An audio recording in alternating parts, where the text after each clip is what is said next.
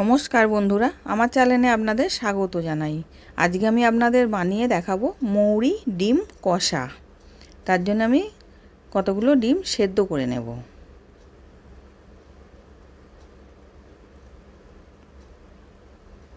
এবার গ্যাসের মধ্যে জল বসিয়েছিলাম, তারপর ডিমটা দিয়ে দিলাম, দিয়ে নুন দিয়ে আমি সেদ্ধ করে নিচ্ছি ডিমটাকে। এবার এইদিকে ডিমটা সেদ্ধ হোক, আমি একটা মশলা পেস্ট করে নেব। পেঁয়াজ দিলাম, টমেটো দিলাম, দিয়ে এবার ওটাকে পেস্ট করে নিয়েছি। এবার পেস্ট করে রেখে দিয়েছি। এবার আমি মৌরি দিলাম,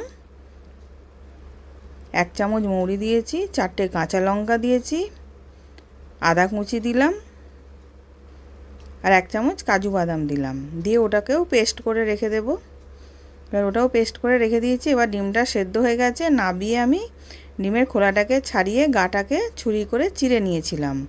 নিয়ে এবার কড়াতে তেল বসিয়েছিলাম, তেলটা গরম হয়ে গেছে, ডিমগুলো কড়ার মধ্যে দিয়ে দিয়েছি, আর ওর মধ্যে নুন দিলাম, দিয়ে ভালো করে ভেজে নেব।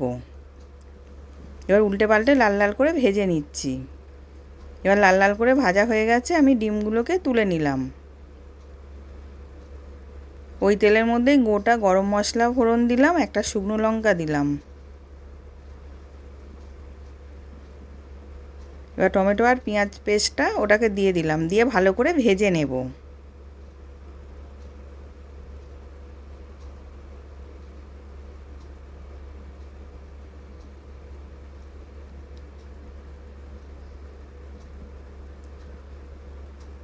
এবার ভালো করে ভাজা হয়ে গেছে, আর মৌরি, আদা, কাঁচা লঙ্কা, কাজু বাদাম যে বেটে রেখেছিলাম ওটাকেও দিয়ে দিলাম, ওটাকেও ভালো করে মিশিয়ে ভেজে নিচ্ছি।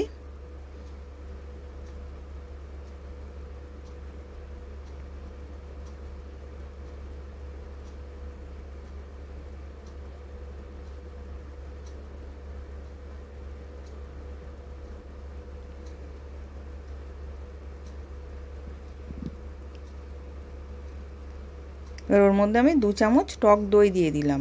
টক দইটা আগে থেকে ফেটিয়ে রেখেছিলাম, টক দইটাকেও দিয়ে দিলাম।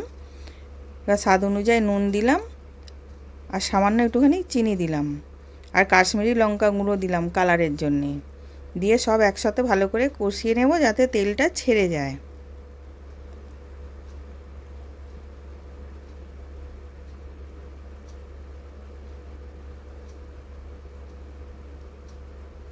এবার মশলা থেকে তেলটা ছেড়ে গেছে, এবার আমি ওর মধ্যে পরিমাণ মতো জল দিয়ে দিলাম।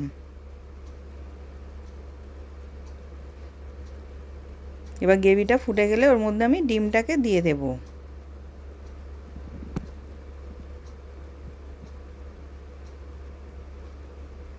এবার ফুটে গেছে, ওর মধ্যে আমি ডিমগুলোকে দিয়ে দিচ্ছি।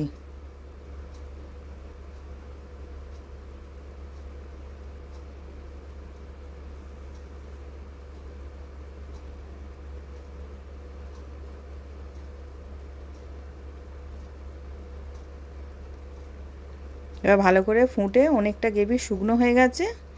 এবার ওর মধ্যে আমি গরম মশলা গুঁড়ো দিলাম, আর ধনেপাতা কুচি দিলাম, দিয়ে ভালো করে মিশিয়ে নিচ্ছি।